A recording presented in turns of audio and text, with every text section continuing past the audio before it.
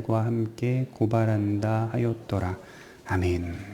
오늘은 동참과 거절 그리고 방해라는 제목으로 말씀을 좀 살펴보겠습니다.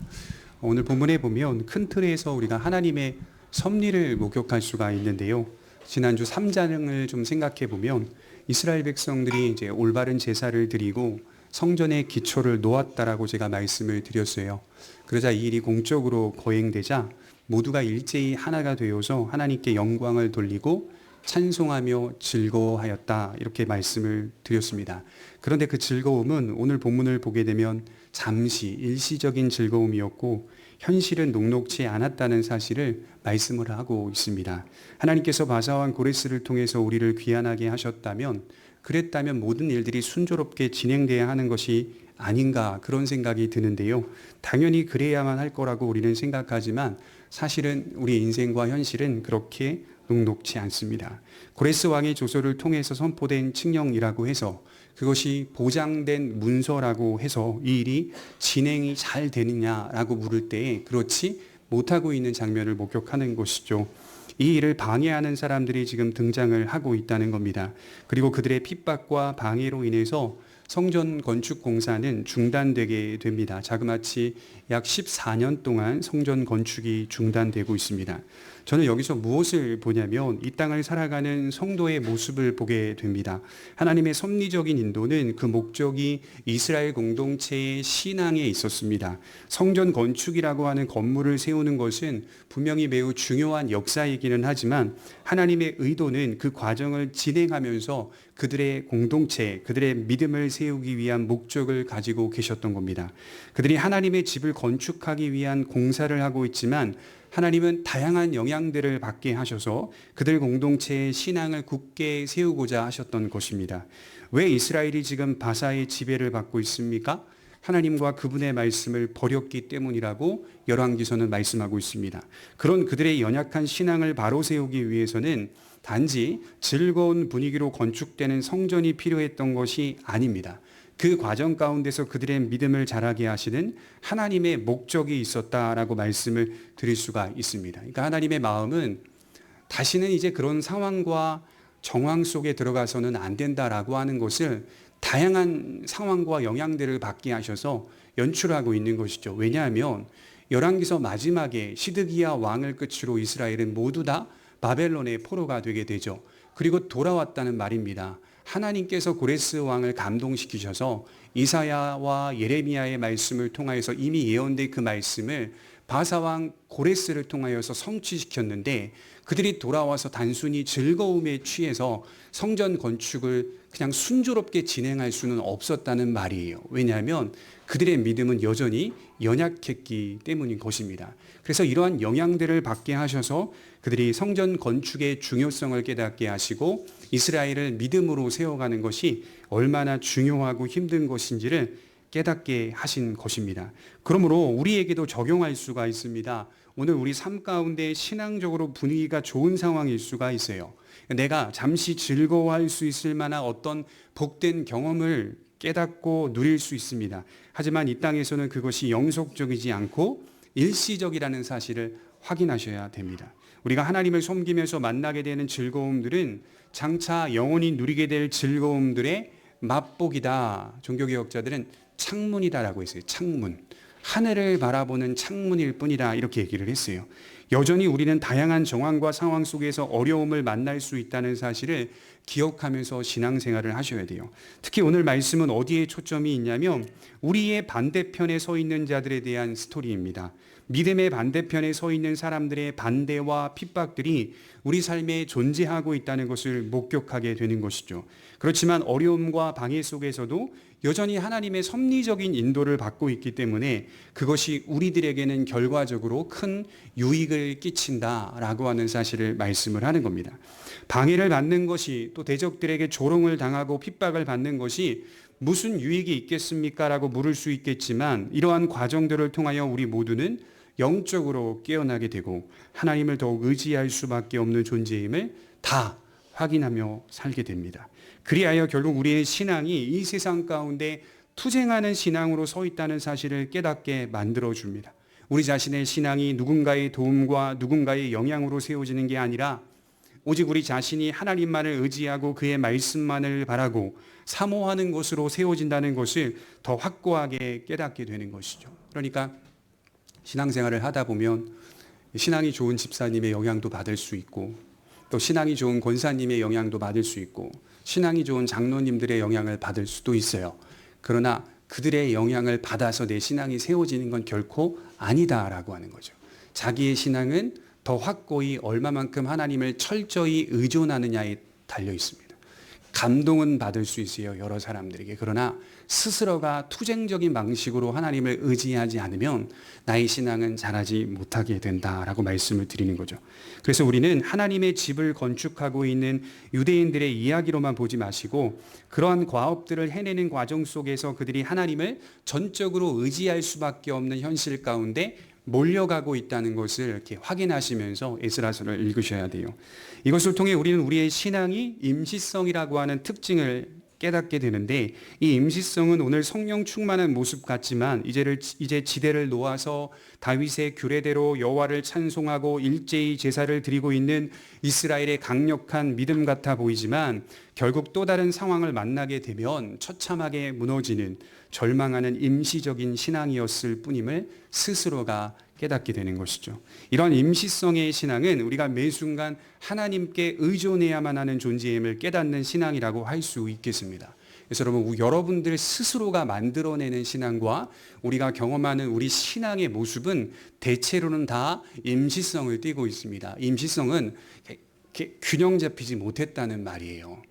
내가 누리는 즐거움과 기쁜 분위기와 또 소망의 어떤 밝은 메시지를 들으며 지금 당장은 우리가 감동하고 즐거워하며 믿음으로 잘 설 수 있겠지라고 다짐할 수 있지만, 또 다른 어떤 어려움을 만나게 되면 철저히 무너지게 되는 내 약함을 보게 되는 것이죠.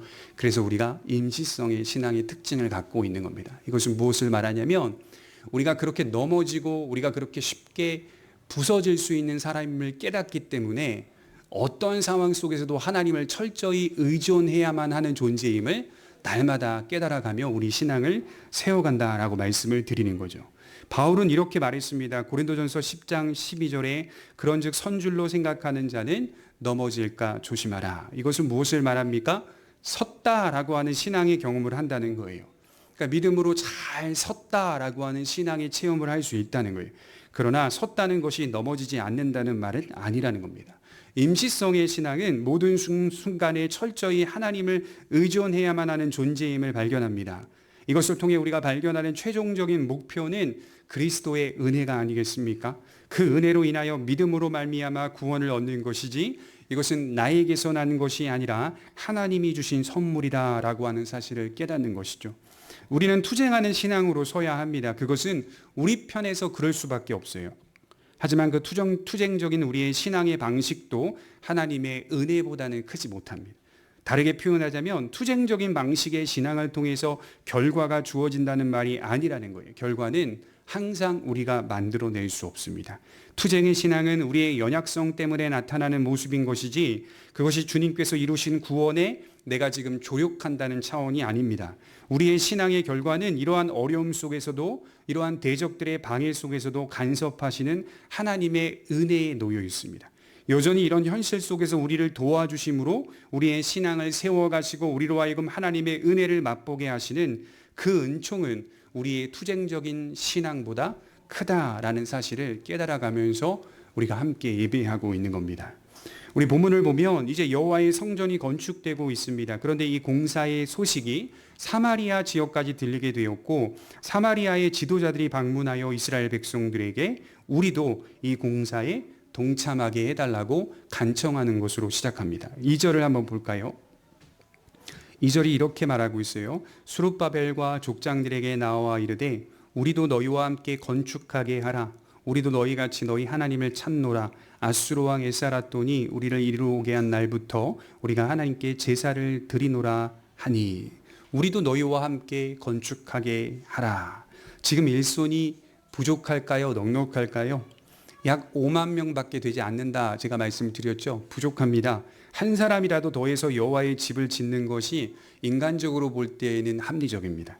인간적으로 볼 때에는 사마리아 사람들의 제안은 참으로 덕스럽고 사랑스러운 제안입니다. 하지만 성경이 그들에 대하여 정의하는 방식을 가만히 유념해 보시기 바랍니다. 겉으로 볼 때에는 덕스러워 보여도 그것은 겉으로 볼 때이지 순전한 마음은 아니라고 정의하고 있어요. 1절은 그들에 대하여 말하기를 대적들이라고 정의하고 있어요. 그들은 사마리아 사람들이고 동시에 대적들이었다라고 평가받고 있습니다. 성경 기자는 왜 이러한 정의를 내리고 있는 걸까요? 동참하고 싶다는 그들의 의사는 순전한 마음에서 나온 것이 아니라 악한 의도에 의해서 나온 제안이기 때문입니다. 그러니까 우리가 기억해야 할 것은요, 믿음으로 행하는 우리의 모든 일들을 여러분 수요로 접근하시 마시기 바랍니다. 수요. 많고 적음으로 거룩한 일을 세울 수 있다라고 오해하시면 안 돼요. 사람이 많으면 하나님이 기뻐하실 만한 거룩한 일들이 더 잘 세워지겠구나. 수요로 접근하려고 하는 태도가 모든 인간이 가지고 있는 태도입니다. 그래도 컸으면, 그래도 많았으면, 그래도 예뻤으면, 그래도 멋졌으면. 신명기 7장 7절에 보면 하나님이 이스라엘을 선택한 것에 대해 이렇게 말합니다. 다만 너희를 기뻐하셨다. 다른 민족보다 너희가 수요가 많기 때문이 아니니라. 하나님이 이스라엘을 택하신 건 처음부터 그들이 수요가 많거나 그들이 멋지거나 그들이 훌륭하거나 대단해서 택한 것이 아니다라고 말씀을 드립니다. 여러분, 세상적으로 볼 때는요, 이 수요라고 하는 것은요, 매우 큰 가치입니다. 세상적으로 볼 때 많은 것은 굉장히 유리하고 빠르고 어떻게 보면 옳다라고 할 수가 있는 거예요. 여러분, 정치인들을 보십시오. 많은 사람들의 정당을 확보하는 것이 세상으로 볼 때는 그게 정답인 것처럼 보이는 것이 정치인들의 행보죠. 그래서 누가 더 힘이 세냐? 그럼 많은 사람들이 국회의원으로 뽑힌 정당이 힘이 센 거죠. 세상으로 볼 때는 많다라고 하는 것은 늘 언제나 유리하고 높은 위치에 놓여 있습니다. 그러나 믿음의 공동체는 많고 적음이 우선이 되는 게 아니라는 것을 시작부터 말하고 있어요. 동참하는 것이 꼭 좋은 것만은 아니다라고 하는 겁니다. 이러한 동참이 바른 동참인지를 분별하는 것이 우리에게 선행돼야 합니다. 그들이 왜 여호와의 집을 건축하는 이 공사에 참여하려고 하는지 그 마음과 중심을 들여다봐야 돼요. 그래서 거룩한 일을 세워가는 데 있어서 가장 중요한 것은 수요, 많고 적음이 아니라 참으로 믿는 자의 중심이라고 말씀을 드리는 겁니다. 요한일서 4장 1절에 보면 사랑하는 자들아 영을 다 믿지 말고 오직 영들이 하나님께 속하였나 시험하라. 여러분들이 하셔야 될 게 뭐라고요? 오직 영들이 하나님께 속하였나 시험하라. 시험하라. 무슨 말입니까? 분별하라는 겁니다. 분별. 아무리 나를 도와주고 아무리 내가 거룩한 일을 하는 사역에 있어서 동참한다 하더라도 저 사람이 어떤 의도를 가지고 내게 접근하고 나와 함께 협력하려고 하는지 시험하라. 왜냐하면 많은 거짓 선지자들이 세상에 나왔음이니라. 이렇게 요한은 말하고 있어요. 그들이 동참하면 당장은 좋을 수 있어요. 빠르게 세워지는 기둥들을 볼 것입니다. 하지만 빠른 공사가 목적이 아니라 바른 공사가 목적입니다. 빠른 공사가 목적이 아니에요. 청라에 사는 어떤 분한테 들었는데 어떤 큰 단지의 아파트가 있어요. 이렇게 어떤 단지라고 말씀을 드릴 수 없지만 근데 다 주민들이 알고 있어요. 그 옆에 이웃들도 알고 있어요. 그 아파트가 세워지는데 50층 정도 가량이 되는 아파트인데요. 골조와 철골 이런 것들을 본래대로 넣지 않고 굉장히 미미하게 넣었기 때문에 약한 아파트다. 다 소문이 나 있어요. 왜 그랬겠습니까? 빠른 공사가 목적이었던 것 같아요. 빠른 게 목적이 아니라 바른 공사가 목적입니다. 하나님이 원하시는 바른 공사, 즉 이스라엘 공동체가 믿음으로 세우는 공사가 합당한 공사라는 거예요. 그래서 우리의 시선이 수요로 접근하지 않기를 바랍니다. 독일의 자유주의학자들은 이 본문을 가지고 이스라엘을 비난하는데요. 이 제안을 받아들이는 것이 합리적이라고 정의합니다. 혹시 아냐? 그들이 함께 공사함을 통해 은혜를 받아서 진정으로 여호와를 섬길지 혹시 아냐? 이로 인하여 유대인들과 사마리아인들 사이의 분열과 증오의 싹을 키우게 되었다라고 해석을 하고 있습니다. 조금만 관점을 이런 식으로 돌리면 그들의 말이 맞는 것 같아요. 하지만 성경이 기록하는 흐름을 따라가 보면 이스라엘 공동체가 이들의 동참함을 단호하게 거절한 것이 바른 결정이었다라고 말해주고 있기 때문에 자유주의 신학자들이 말하는 해석은 성경적인 해석이 될 수가 없습니다. 결국 우리가 받아들여야 할 교훈은 꼭 많은 사람들의 동참이 하나님께서 기뻐하실 만한 일이 될 수 없다는 겁니다. 제가 대학교 때 잠실 주경기장에서 기독교 연합 집회를 하는데 예배를 드리러 저 나름대로 예배를 드리고 은혜를 받으러 갔죠. 그런데 순서를 봤는데 뭔 그렇게 순서가 맞는지, 설교 1, 설교 2, 설교 3, 설교 4, 기도 1, 기도 2, 기도 3, 기도 4, 광고 1, 광고 2, 광고 3, 광고 4, 뭔 순서를 맡은 목사님들이 그렇게 많은지. 다 여러분들 아시다시피 대형교회 목사님들은 다 한 자리씩 순서를 꼭 해야만 하는, 교인들도 그걸 원해요. 자기 교회 목사님들이 나가가지고 꼭 해야만 하는, 교인들끼리 앉아서 서로 주고받는 아멘의 화답 소리를 들어보면요, 기가 막 경쟁하듯이 막. 그게 어떻게 연합 집회입니까? 한 사람이 예배를 인도하면 안 되는 거예요? 수만 명이 모여서 함께 예배드리러 갔는데 거기서 이렇게 많은 순서가 뭐가 필요합니까? 그렇지 않겠어요? 누구 한 사람이 지목되어서 목사님이 예배를 주도하고 인도하고 설교하고 축도하고 끝내면 되는 거 아니에요? 시간을 버렸어요. 대학교 때 제가. 그리고 돌아오면서 얼마나 투덜대면서 돌아왔는지 모릅니다. 하나님, 이게 맞는 겁니까? 그 당시 저도 분별력이 없었기 때문에. 그렇지 않아요. 연합이라고 하는 것은 이런 모양으로 연합하는 걸 말하는 게 아니에요. 성경은. 신앙 안에서 본질적으로 하나 되어 예배하고 하나님을 찬송하는 것을 연합이라고 하지, 행사를 만들어내는 게 아닙니다. 결국 우리가 받아들여야 될 것은 동참이 많은 수요로 접근해서는 안 된다. 우리는 분별하는 겁니다. 그래서 매사의 그리스도인들은 지혜가 필요한 겁니다. 목사 한 사람만 지혜가 필요한 게 아니라 모든 성도들에게는 양심의 자유가 있다라고 하는 것이 헌법 제1조 1항이기 때문에 모든 성도들이 갖고 있는 양심의 자유가 있는 거예요. 신앙의 자유가 있는 거예요. 또한 그 세상의 풍조를 따라 생각해서는 안 됩니다. 좋은 게 좋은 거니까 수많은 사람들과 협력하면 나을 것이다. 우리 또한 그들의 도움이 필요하지 않는가? 그들이 먼저 도와주겠다고 하니, 아니 내가 도와달라고 한 것도 아니고 사마리아 사람들이 그 소식을 듣고 주변 여러 민족들도 하나 되어서 도와주러 왔으니 더 잘된 것이 아닌가? 그렇지 않다라고 성경이 지금 말하는 거예요. 다소 힘들어도 오직 믿음으로 결정하는 시각이 있어야 한다는 겁니다. 그렇다면 왜 이스라엘은 단호하게 거절했을까요? 우리 3절을 한번 보겠습니다. 수룹바벨과 예수아와 기타 이스라엘 족장들이 이르되 우리 하나님의 성전을 건축하는데 너희는 우리와 상관이 없느니라. 바사왕 고레스가 우리에게 명령하신 대로 우리가 이스라엘의 하나님 여호와를 위하여 홀로 건축하리라 하였더니 너희는 우리와 상관이 없느니라. 이 말은 매우 단호한 거절을 말해주고 있어요. 이 단호한 거절의 중심에는 참된 신앙이 있습니다. 2절에 보시면 사마리아 사람들이 그럴듯한 말을 하고 있죠. 아수르 왕 에사라돈이 우리를 이리로 오게 한 날부터 우리가 하나님께 제사를 드렸다라고 말씀을 하고 있어요. 우선 먼저 사마리아 사람들은 어떻게 구성된 자들인가를 보실 필요가 있어요. 우리 열왕기하 17장 33절을 보겠습니다. 열왕기하 17장 33절입니다.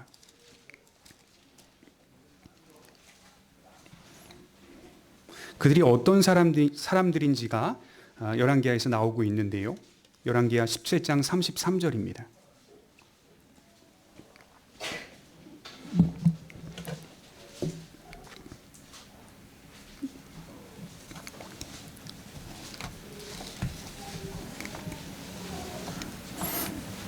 우리 같이 한번 읽어보도록 하겠습니다. 시작.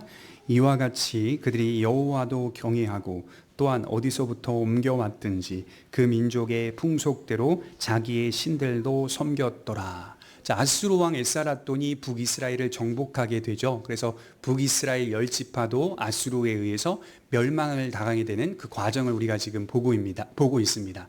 에사라돈이 북이스라엘을 장악하고 정복한 후에 행한 정책 중에 대표적인 정책이 뭐냐면 아람 민족들과 메소포타미아 민족들을 사마리아로 대거 이주시키는 것입니다.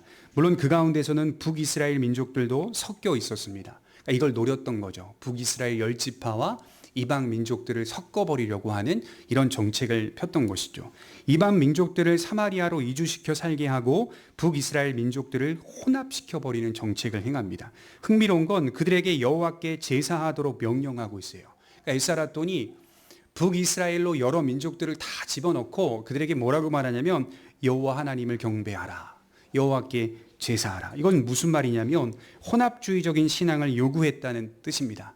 그래서 여호와도 경외하고 다른 민족의 신들도 경외하는 일들이 사마리아 가운데 늘 존재하고 있었던 겁니다. 그러니 여호와께 제사를 드렸다는 것이 진정한 의미에서의 예배가 아닙니다. 제사를 드리긴 했어요. 사실이에요. 그러나 진정한 의미에서의 제사가 아니에요. 오히려 이렇게 하는 신앙은 여호와를 모독하는 행위라고 성경은 말합니다. 머리 위에 숯불을 쌓는 행위다. 바울은 그렇게 말해요. 진정한 의미에서의 제사, 진정한 의미에서의 예배를 받으시지 다른 종교에서 예배하고 기독교에서도 예배하는 이런 혼합주의적인 신앙은 결코 받지 않으시는 것입니다. 그들은 뭐라고 제안합니까? 우리와 너희가 영적인 공통성이 있지 않느냐? 사마리아와 유다는 영적인 공통점이 있지 않느냐? 우리도 제사하니 영적인 공통점이 있다. 그러나 하나님께서 보시기에는 전혀 공통점이 없었다는 겁니다. 제가 고백교회에서 목회하면서 같은 전화를 3번 받았어요. 며칠 전에 또 받았기 때문에 3번이 됐어요. 어느 대학병원 홍보처 같은 데서 연락이 옵니다. 그 부서가 주일에 이곳에 와서 함께 예배를 드리고 감사 헌금을 좀 드렸으면 좋겠습니다. 다만 예배 시간에 광고의 시간을 좀 달라고 합니다. 광고 시간에 교우분들에게 대장내시경 관련해서 검진에 관련한 홍보도 좀 하고 또 무료 키트도 좀 나눠주고 할 수 있는, 이야기할 수 있는 시간을 조금만 달라는 겁니다. 그분들이 전화해서 저에게 먼저 했던 게 예배도 드리고 감사헌금도 드릴 테니 허락해달라. 처음도 거절했습니다. 이대 목동병원 홍보처, 인하대병원 홍보처, 신촌 세브란스 병원, 여러 병원에서 전화가 온 거예요. 제가 이 설교를 준비하고 있는데 그거 듣고 준비한 것도 아니고 제가 준비하고 있는데 그 전화가 또 왔기 때문에 하나님께서 이 말씀을 하라고 하시나 보다 이런 생각이 제가 드는 거예요. 처음도 거절했고 2번째도 거절했고 3번째도 거절했습니다. 그리고 정중하게 말씀을 드렸습니다. 예배는 그런 의도로 드리는 게 아닙니다. 이렇게 말씀을 드렸어요. 그런 의도로 예배를 드리는 게 아닙니다. 그리고 그런 예배는 하나님이 받으시는 것도 아닙니다. 아주 당당해요. 여자분인데 아주 당당해요. 감사헌금을 드릴 테니 굉장히 강조해요. 누군가는 그렇게 말합니다. 그들이 예배를 드리다가 변화가 될 수도 있지 않느냐? 그 부서 와서 예배를 드리다가 변화될 수도 있는 거 아니냐? 그러니 그냥 예배 드리라고 내버려 두는 거 좋은 거 아니냐? 물론 우리들도 다 정상적인 마음으로 나오지는 않았을 겁니다. 하지만 신학적으로 볼 때 그런 예배를 하나님께서 기뻐하시는가? 사람 입장에서 예배를 맞추는 게 아니잖아요. 예배는 하나님께 드리는 거라고 우리가 배웠잖아요. 누구나 와서 예배를 드릴 수는 있지만 잘못된 의도를 가지고 나와 예배를 사용하고 이용하려는 목적이 있다면 그것은 단호하게 거절하는 것이 맞습니다. 하나님께서 받으실 만한 예배인가? 그것이 먼저 아니겠어요?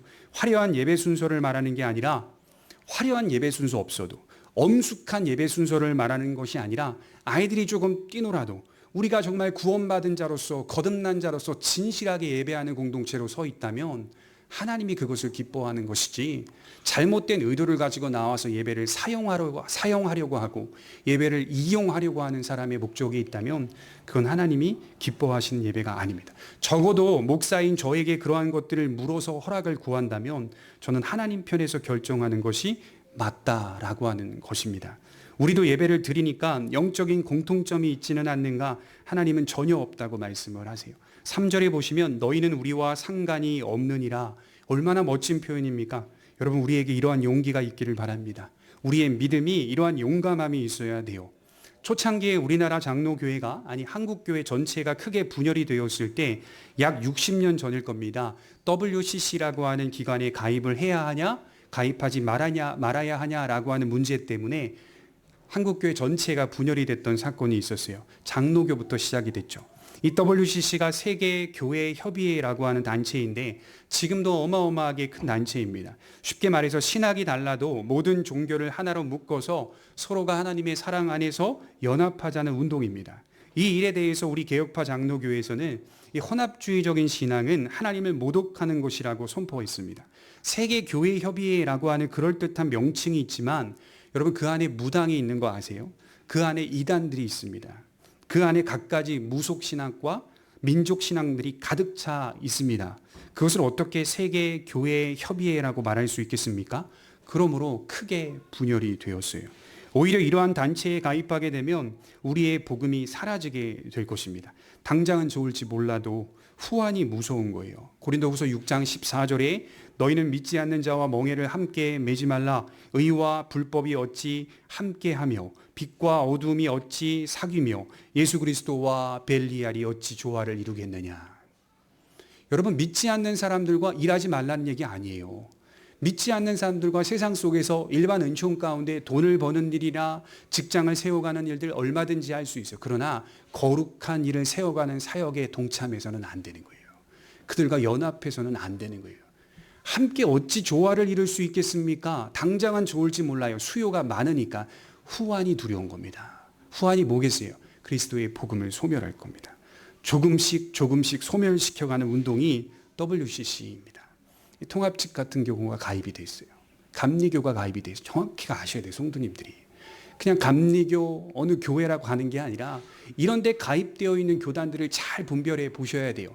성결교단 같은 경우에는 기성과 예성이 있는데 이 둘이 분열이 될 때 이 WCC 때문에 분열이 돼요. 예성이 가입을 하지 않는 것 때문에, 기성이 가입을 하는 것 때문에 분열이 돼요. 기성이 다시 예성과 합치려고 WCC에서 탈퇴를 해가지고 합치려고 노력을 하는데 이게 안 돼요. 여전히 신학적인 분열이 좀 있기 때문에, 차이가 있기 때문에. 이렇게 WCC에 가입하는 문제 때문에 굳이 왜 인간들이 모여 싸워야 하는 것입니까? 복음 때문입니다. 복음. 신학 때문입니다. 우리의 기준, 우리가 지금까지 지켜왔던, 사도들이 지금까지 가르쳤던 그 복음의 진리가 얼마나 중요한 것인지 2000년의 역사 동안 계속 끌고 온 교회의 중심축, 그것을 혼합시킨다고요? 그건 세계의 교회 협의라고 하는 것이 아니라 혼합주의 교회를 만드는 사단의 운동인 것입니다. 하나님께서 그런 성격의 합작을 기뻐하실까요? 성경이 보여주는 진리는 무엇입니까? 적은 수이지만 순결한 믿음을 지키고자 생명을 다하는 사람들의 모습 아니겠어요? 그들이 무엇 때문에 생명을 다했습니까? 예수가 그리스도라는 사실 때문입니다. 주님의 가르침을 순전히 전하고자 했기 때문 아니겠습니까? 주님도 믿고 다른 것도 믿으면서 살았던 게 아니라 주님만을 붙잡고 믿고 주님이 가르쳐 주신 말씀대로 살기를 원했던 겁니다. 그 길만이 생명의 길이기 때문인 것이죠. 그래서 우리는 믿음을 위해서 결단성 있는 거절 행위도 필요하다라는 사실을 깨달으셔야 돼요. 신앙을 위하여 단호하게 거절할 때 오히려 하늘에 계신 하나님께서 기뻐하신다는 점을 깨달으셔야 합니다. 3절 말미에 말하고 있듯이 하나님 여호와를 위하여 홀로 건축하리라 하였다니. 우리가 가는 길이 어떤 성격의 길입니까? 여러분 물어보고 싶어요. 여러분들이 가는 길이 어떤 성격의 길입니까? 홀로 가는 길입니다. 이게 외로운 길입니다. 교회 공동체는요, 여러 사람들이 함께 있는 복수적인 형태도 있지만 단수의 의미가 있기 때문에요, 외롭게 싸워가는 길입니다. 외롭게. 우리는 지금 홀로 건축하리라 하였더니 이 고백이 우리의 신앙생활에서 좀 나왔으면 좋겠어요.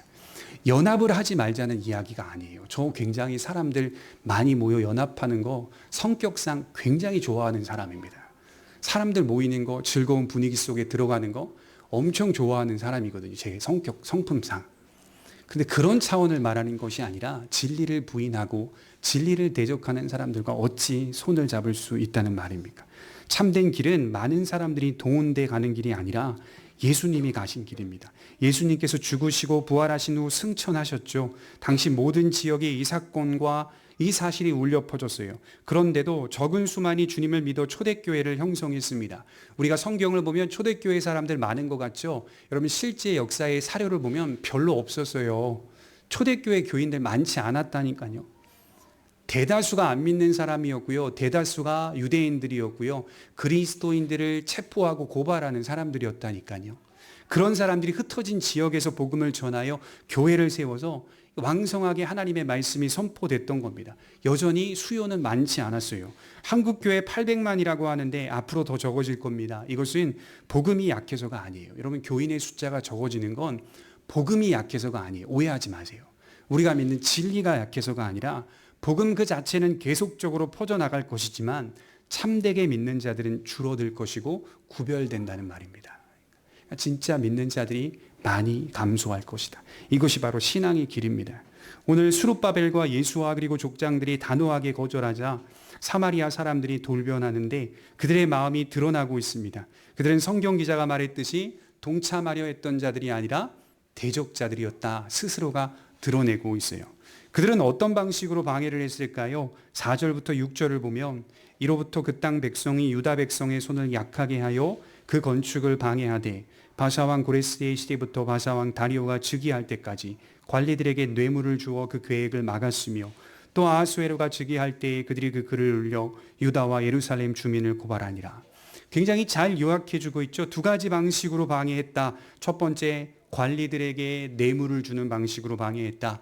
두 번째, 왕에게 조서를 꾸며 공문을 보내 청원서를 기록한 방식으로 방해하고 있다. 물론 그 청원 내용은 아부와 거짓말로 가득 차 있습니다.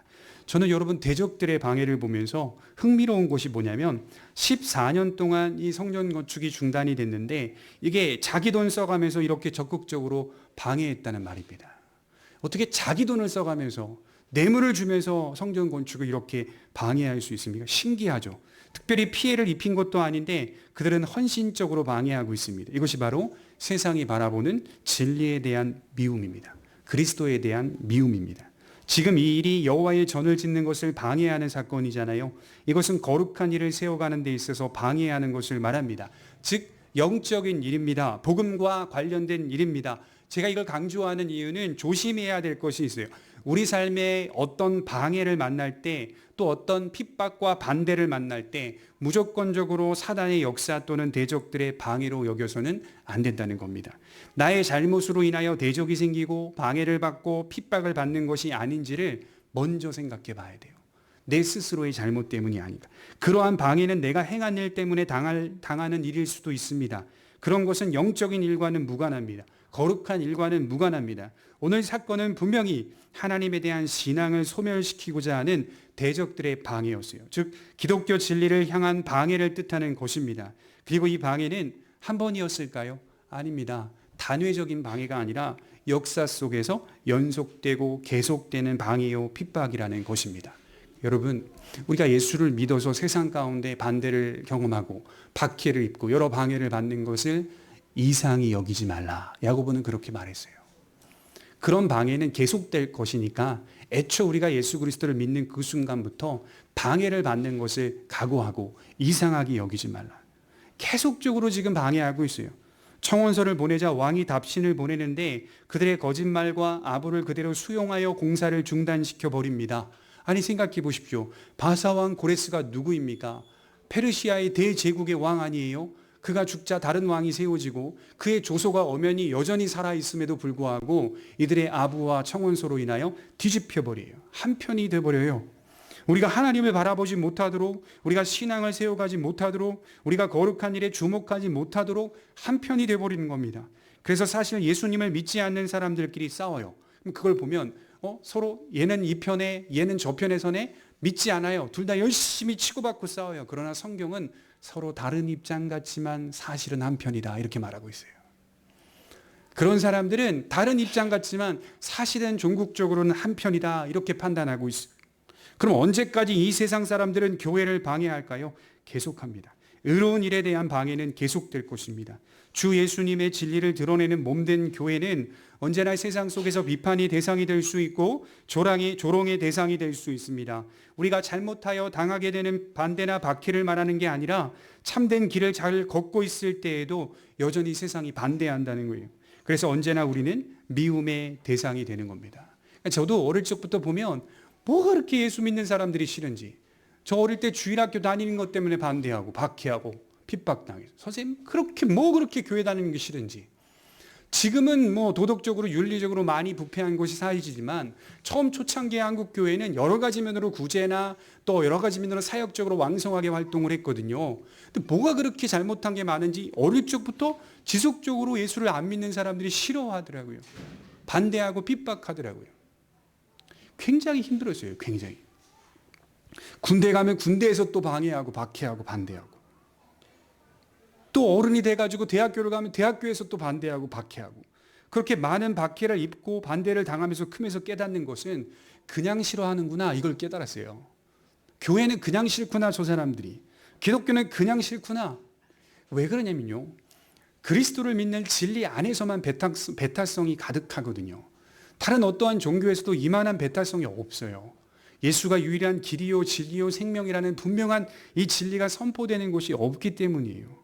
근데 여기서 우리가 위로를 받을 수 있어야 돼요. 예수님이 그 길을 먼저 보여주셨고 가셨기 때문입니다. 오히려 우리는 많은 박해를 만날수록 하나님의 섭리적인 인도를 경험하는데 우리의 믿음을 더욱 증가시키는 하나님의 손길을 경험합니다. 그들은 방해하지만, 그들은 핍박하지만, 반대하지만 우리의 신앙은 더 순결해지고 거룩해집니다. 결국 이러한 일을 통과함으로 성도의 감사는 더 증가하게 됩니다. 그 이유는 하나님이 우리를 보호하신다는 것을 경험하기 때문이에요. 고난받는 성도의 인생에 간섭하신다는 것을 경험하기 때문이에요. 그래서 핍박과 박해는 우리의 신앙을 더 견고하게 해줍니다. 왜냐하면 그것을 통하여 더욱 철저히 하나님을 의존하려 하기 때문이죠. 바울은 이렇게 말했어요. 우리가 선을 행하되 낙심하지 말지니 포기하지 아니하면 때가 이름에 거두리라. 선을 행하되 낙심할 만한 일들이 차고 넘칠 겁니다. 그러나 포기하지 아니하면 때가 이름에 반드시 거둡니다. 그래서 이 사실을 사도행전이 증명해 주고 있죠. 8장 1절에 큰 핍박이 예루살렘에서 일어나 사도 외에는 믿는 자들이 유대와 사마리아로 흩어졌더라. 늘 핍박을 당하고 박해를 당하고 반대를 입어요. 그래서 결국은 현실이 몰려가요. 어디로 몰려가죠? 고향을 떠나는 장면이 되죠. 현실이 결국 그렇게 비참한 현실로 몰려가요. 그런데 떠나간 그 지역에 교회가 세워지고 있다는 것이 그 다음 구절입니다. 그들이 그곳에서 하나님의 복음을 전하니 교회들이 세워졌다. 그 결과가 교회가 세워진다는 거예요. 흩어진 신자들이 복음을 전하고 다닙니다. 이게 굉장히 큰 반전이에요. 교회의 역사가 그것을 증명해 줍니다. 신앙을 공격했더니 신앙이 더욱 강해지더라. 그래서 C.S. 루이스가 쓴 책들을 보면요, 사단이 공격할 때 대놓고 공격하지 않는, 사단이 철저한 공격 중에 하나가 그냥 은밀하게 공격한다는, 이게 공격인지 아닌지도 모르게 은밀하게. 이게 우리에게 정말 크게 데미지를 입힌다는 거예요. 대놓고 박해를 하면 기독교인들은 더 증가한다는 거예요. 복음을 더 견고하게 붙잡는데 이게 박해인지 동조인지 모르게끔, 오늘 보십시오. 사마리아 사람들이 와서 우리도 하나님께 제사를 드리니 동참하게 해달라. 이게 박해인지 반대인지 찬성인지 모르는 그런 미혹 속에 우리에게 다가온다는 것이죠. 그럼에도 우리의 믿음이 단지 인간이 만들어내는 신념이 아니라는 것을 깨닫죠. 우리의 믿음은 우리 영혼 가운데 역사하시고 보존하시고 보호하시는 성령님의 역사라고 하는 것을 깨닫습니다. 그래서 온갖 방해와 반대를 통하여 하나님의 인도하심과 보호하심이 있다는 사실을 발견하죠.